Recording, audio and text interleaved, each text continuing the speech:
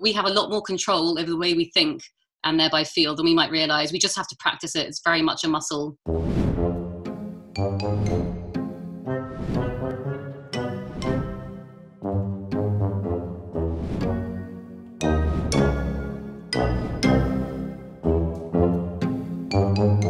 Obviously, law thrives off excellence and, to some extent, high-achieving perfectionists. This gets results, clients love it, and it minimises mistakes. But obviously, the downside of that is we can exist in a kind of quite a constant state of stress. It can feel quite unsustainable, and if it's at the more extreme end, it can sometimes kind of veer more into sort of depression and anxiety zones. So we want to try and get that balance right. So first things first, I'm not going to sit here and be patronising and say, you know, it's okay, guys, you know, above average is good enough, because I think we all would agree that in law, you know, the results do need to be really good. So we're going to start off with something called the stress bucket. So before we look at that, a quick disclaimer, which is very helpful to remember. Our brains are scheduled to be negative.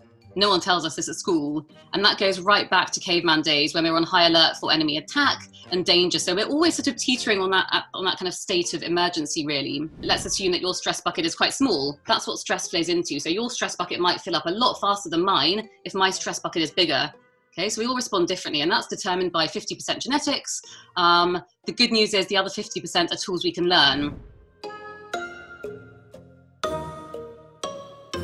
We all have a fabulous release valve on that bucket. It's really engaging in those really positive coping mechanisms that bring us balance and reduce our stress levels. For me or someone else, it might be getting out into nature, making sure I see family and friends enough. So one top tip here, when you're feeling stressed or before your week starts, is asking yourself, what are those 3 things that bulletproof my week? What are those 3 positive coping mechanisms that release those stress levels? And how can I fit those into my week and do more of them? Now, you may have heard of this before. It can be a really supportive intervention for people suffering with moderate to mild sort of depression and anxiety. However, it's also like an amazing magic trick for all of us. So what is it? It's very simple. Our thoughts create our feelings, and our feelings create our behaviours. Now, if we let unwieldy negative thoughts sort of run rife, obviously that can become very stressful. It can create very stressful thoughts, sometimes distressing thoughts and sort of mental ill health territory. So CBT is all about recognizing those unhelpful thoughts. It might be sort of those awful negative thought loops and ruminations, and basically intercepting with a cognitive intervention, which the wonderful Martin Seligman says is really important. So let's say you've done a really amazing piece of work. Let's say you've been drafting an important contract and you make a tiny little error. It's nothing massive, but maybe you're very black and white and you think that was rubbish, when actually 98% is brilliant. And you might even engage in another distortion then, labeling, and you might tell yourself, I'm useless, I'm a useless lawyer. How could I have made that one tiny flaw? It's important to recognize those cognitive distortions when they arise. And if you'd like to read up, Google it, because they're absolutely fascinating. So the first step is recognizing that distortion. Okay, I can see that I'm catastrophizing. I know this is my brain playing tricks on me. This is a distortion. And that kind of distances you from that stress in the first place. And then you can ask yourself 3 extremely helpful questions. Now, the first one is very lawyer-friendly, because it's, what evidence do I have for this thought? So let's say you're fortune telling, which is a distortion. I don't know, my client thinks I'm not doing a good job. The first question you might ask yourself to challenge that distortion is, what evidence do I have for this? And you'll probably start laughing a bit when you do that, because you'll think, oh, actually, not much. And that will instantly shift your thought to a more helpful, positive thought, and thereby a better feeling and behavior. Another question you can ask yourself is, what's an alternative way of looking at this? So what might be the alternatives to my client thinking that I'm, you know, not doing a good job? And you might think, actually, maybe they've gone a bit quiet because I know they've got a lot going on in their life. And the third question is, what would you say to a best friend right now?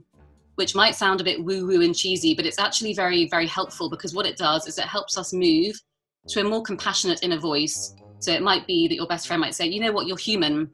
We all make mistakes, you know, you work really hard. It's a small flaw. Don't be so hard on yourself. So those are 3 really helpful questions that challenge unhelpful thinking distortions and get you back in a more sort of, into a more kind of balanced mental space. So you can probably guess what it means. It's looking for the opportunity in the problem, the probbortunity. So let's say that you do make a mistake, shock horror, you make a mistake that doesn't, involve negligence or anything, horrendous like that, and you're quite hard on yourself. So rather than fixating on the problem, the mistake, you ask yourself, what's the opportunity in this problem? So underneath that mistake, you might think, actually, the opportunity is next time, perhaps I could get a bit more sleep during a period where I'm juggling quite a lot, because actually I know that when I get tired, I am more prone to, maybe making that little error somewhere. Maybe there's an opportunity to delegate more. And I think this is a big one for lawyers. We can be control freaks, we want to do it ourselves. It feels safer, it feels like the risks are lower when you do it all yourself. But actually, in the end, the risks can be higher because you're overstretching yourself. So yeah, looking at the opportunity, is there someone I can delegate more to next time? Can I get more sleep? Can I ask for some help? Looking at the positive, looking at the problem from a growth mindset. We're all works in progress. We all make mistakes. We're all imperfect, rather than that awful sort of black and white fixed mindset. It's either good or bad.